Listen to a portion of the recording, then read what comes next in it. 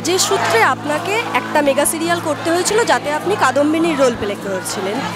একদিকে কাদম্বিনীর ইতিহাস বা বিনোদনের জগৎ জুড়ে তার লড়াই, তার স্বপ্ন, অন্যদিকে বাস্তবের জগতে আরজি করের মতন নৃশংস ঘটনা। ঠিক কি বলবে? এটাই বলবো যে গত 150-200 বছরে পরিস্থিতির কোনো পরিবর্তন হয়নি।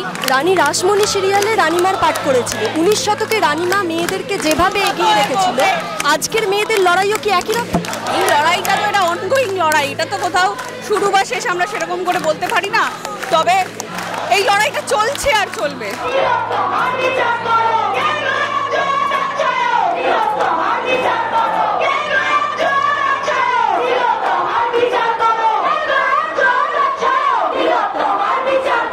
এত এত মানুষ রাস্তায় নামছে, পরের প্রজন্মটা একটা সুস্থ ভবিষ্যৎ পাবে আশা তো রাখছি, সেই আশাতেই আশা। আমি সেই সুদূর নদিয়া জেলার বেতাবাড়ি থেকে আজকে এই পথে এসেছি। আজকে আমার ছোট্ট মেয়ে 2 বছর বয়স হয়নি, সে এখন এই স্লোগান শুনে বুঝতে পারছে মানে এই স্লোগানের সঙ্গে গলা মেলানোর প্রয়োজন। সে টিভিতে এই সমস্ত দেখে এবং সঙ্গে সঙ্গে সেও গলা মেলায়, টিভির সামনে দাঁড়িয়ে দাঁড়িয়ে সে উই ওয়ান্ট জাস্টিস বলে। হোক পরিবর্তন। এইটা তো একটা সভ্য দেশ, একটা সভ্য সমাজে সম্ভব হয় না। কেন এত বছর পরেও স্বাধীনতার এইটা আমাদের বেসিক যে রিকোয়ারমেন্ট, যে কর্মস্থলে বেসিক সুরক্ষা, সেটা কেন থাকবে? ঠিক কোন টানে এলেন এই মিছিল? নিজের মন থেকে আসা একটা সঠিক বিচারের জন্য। রাতে ঘুমাতে পারছি না কদিন থেকে, যে আমার মেয়েটা তো বড় হচ্ছে আস্তে আস্তে, তো এই ভবিষ্যৎ প্রজন্ম আস্তে আস্তে বড় হবে, তারা সুনিশ্চিত একটা ভবিষ্যৎ পাবে, তার নিশ্চয়তা তো দেখছি না। চারিদিকে যা অবস্থা দেখছি, এখানটায় প্রমাণ লোপাট থেকে শুরু করে যে সমস্ত তথ্যগুলো আমরা দেখতে পাচ্ছি খবরের মাধ্যমে, সেখান থেকে দাঁড়িয়ে আজকে এই প্রতিবাদ সর্বস্তরে হওয়া দরকার। দল মত নির্বিশেষে কোনো রাজনৈতিক ব্যানার ছাড়া এই মানুষ যেরকম সাধারণ মানুষ আজকে রাস্তায় নেমেছে, এবার আরো এটা আরো উত্তরোত্তর বাড়তে থাকবে। আপনারা তো বারণ করতে পারেন না, আটকাতে পারেন না, আটকাতে পারেন না। আপনাদের বউবাজারে মুক্তি উচিত ছিল, বউবাজারে মুক্তি, বউবাজারে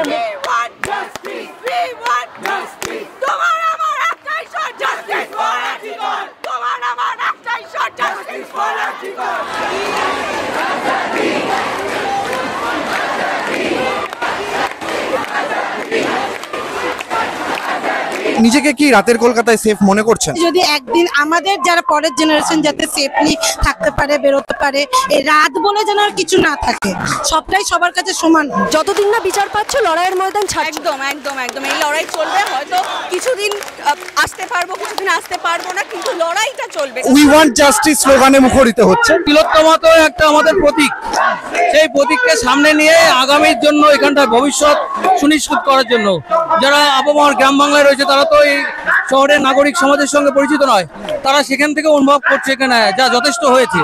এবার এই ধর্ষকদের যারা দুষ্টু চক্র, তাদের একান্ত প্রয়োজন এখানটা এখন বন্ধ হওয়া। এই যে রাস্তা জুড়ে জনজোয়ার বিগত 3 সপ্তাহ ধরে আমরা দেখছি, আরজি করের বিচার নিশ্চয়ই তার প্রাথমিক দাবি, কিন্তু এর বাইরেও কি এই আন্দোলন অন্য কোনো দিশা? ডেফিনেটলি আরো অনেক সেক্টর আছে যেখানে মেয়েরা রাত্রে, আমি একজন অভিনেত্রী, আমাকে রাত বিরেতে বহু জায়গায় শুটিং করতে যেতে হয়। আমি আমার বেসিক কাজের জায়গায়, যেটা আমার সেকেন্ড হোম, সেটাতে আমি কেন সেফ থাকবো না? আমার বেসিক সেফটি কেন থাকবে না? এইটা দেখার দায়িত্বটা কার? প্রশাসনের।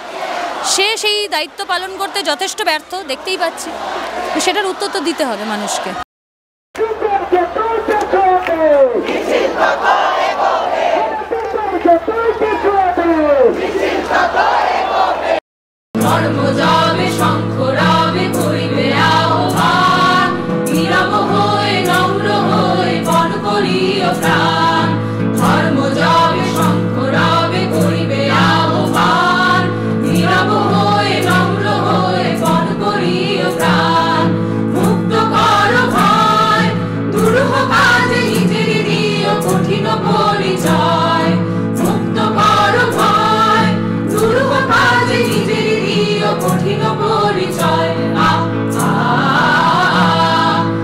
আমি এই প্রথম নেমেছি জীবনে, এটাই প্রথম। আর এত লোকের সমাগম এই প্রথমই দেখছি যে একটা বোনের নির্যাতিত হয়েছে, তার বিচার চেয়ে এতজন নিজের মন থেকে আসা, কারোর আহ্বানে, নিজের আহ্বানে আসা। একটা ছোট বাচ্চা যে আস্তে বেড়ে উঠবে, সে যখন বড় হয়ে প্রশ্ন করবে, বাবা তোমরা কি পদক্ষেপ নিয়েছিলে, সেই মনের একটা আশঙ্কা থেকে আজকে আমাদের এত দূর থেকে রাজপথে নামা।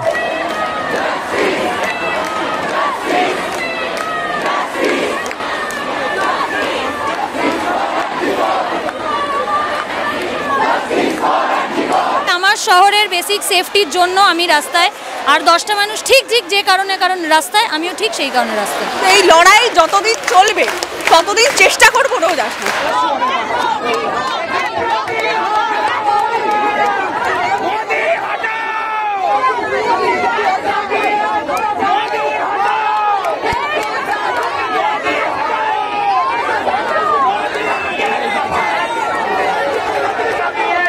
আমরা দেখতে পেলাম কিন্তু মিছিল যখনই ধর্মতলা পৌঁছলো, ধর্মতলায় আগে থেকে যে বিজেপির একটি মঞ্চ বাঁধা ছিল সেখান থেকে মিছিলটিকে হাইজ্যাক করার চেষ্টা হয়, কিন্তু মিছিলের মধ্যে থেকেই তার প্রতিরোধ হয়।